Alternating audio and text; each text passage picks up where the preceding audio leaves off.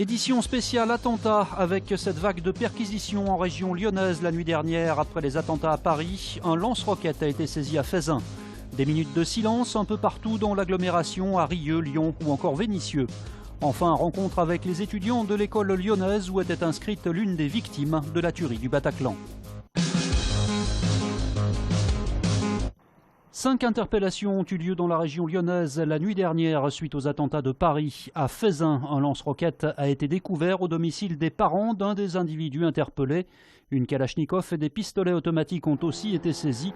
Le maire de la commune a réagi ce matin. Oui, monsieur le préfet m'a informé des opérations qui étaient en cours dans ma commune. Il appartient que ces opérations soient conduites dans le secret le plus complet pour leur bon déroulement. Ce qui montre d'ailleurs tout le bien fondé de la mise en place de l'état d'urgence qui permet au préfet de décider à titre préventif des perquisitions qui ont un caractère immédiat. Le ministre de l'Intérieur Bernard Cazeneuve a précisé que l'homme interpellé à Feyzin était soupçonné de trafic d'armes et de stupéfiants et connu pour soutenir la mouvance islamiste radicale, illustrant des connexions entre le milieu et le terrorisme. Quelques voisins ont accepté de s'exprimer devant notre caméra. C'est des gens qui sont très discret, bon voisinage, bonjour, bonsoir, hein, sans plus. Nous, ça fait 7 ans que nous sommes ici, on n'a jamais eu de problème avec eux. Et c'est pour ça qu'aujourd'hui, on est surpris de ce qui arrive. Hein.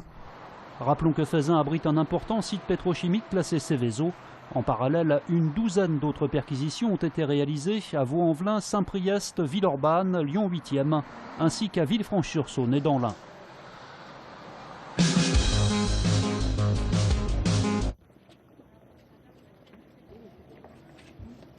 3 jours après les attentats de Paris qui ont fait 129 morts et des centaines de blessés, la France reste toujours sous le choc. Un peu partout, une minute de silence a été observée ce midi. C'est le cas ici, à Vénissieux, où 300 à 400 personnes s'étaient rassemblées devant l'hôtel de ville. Il y a un vrai moment de solidarité, d'émotion qui s'exprime à travers ce recueillement. On ne peut pas accepter qu'on utilise le nom de notre Dieu pour commettre des actes aussi abominables. Ma rage, c'est que je sais que je peux rien faire et que j'aurais aimé être actif, être plus jeune, pouvoir être actif dans ce truc et pouvoir essayer d'intervenir quelque part, de faire quelque chose. Que faire une fois l'émotion passée? Certains redoutent déjà que ces événements divisent un peu plus une France déjà bien fragile.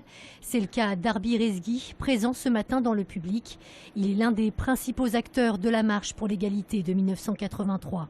Je voudrais surtout dire à la France de ne pas faire d'amalgame avec les jeunes des quartiers populaires.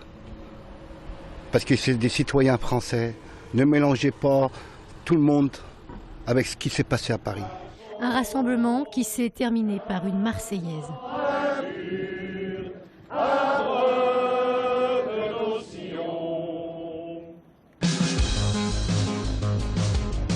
Nous avons une pensée plus particulière pour Caroline Prenat, jeune designer graphiste de 24 ans, ancienne étudiante de Bellecour École. Autre moment de recueillement et d'hommage à Lyon, à l'école d'art Bellecour, rue Dauphin. Une minute de silence particulière dans cet établissement où a étudié Caroline Prenat, jeune lyonnaise de 24 ans, victime des terroristes lors de l'attaque du Bataclan. Les yeux rougis, étudiants et professeurs qui l'ont connue ont encore ce matin du mal à trouver les mots. Elle était étudiante comme nous, ça nous fait mal au cœur, quoi, de se dire que ça aurait pu être n'importe qui. Une jeune femme qui voulait vivre tout simplement, librement.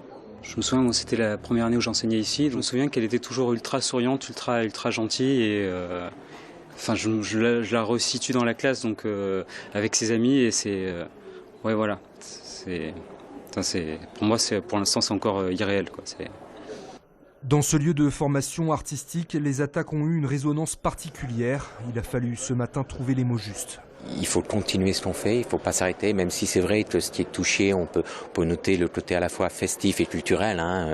Il faut continuer comme avant, continuer dans nos domaines à créer, à dessiner, à s'exprimer et ne pas s'arrêter là, quoi.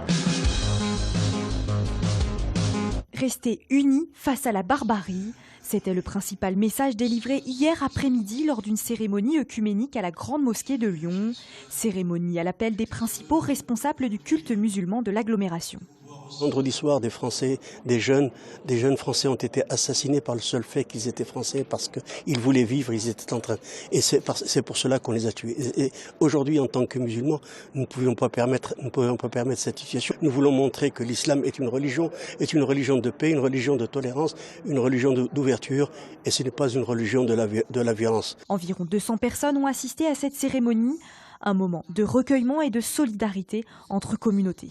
Il y a eu des prières juives, protestantes, des prières musulmanes, des prières catholiques, pour que d'une seule voix, nous, citoyens français, disions « Arrêtons ces dérives violentes, criminelles, barbares ». Ça nous apparaît important d'être solidaires suite aux événements qui se sont passés et à lutter contre le risque d'amalgame entre les auteurs des attentats et puis la communauté musulmane.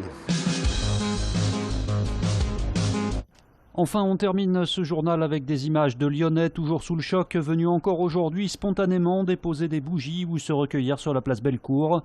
On revient très largement sur ces attentats après le JT dans une émission spéciale avec de nombreux invités sur notre plateau. Rendez-vous dès 18h45, toujours sur TLM.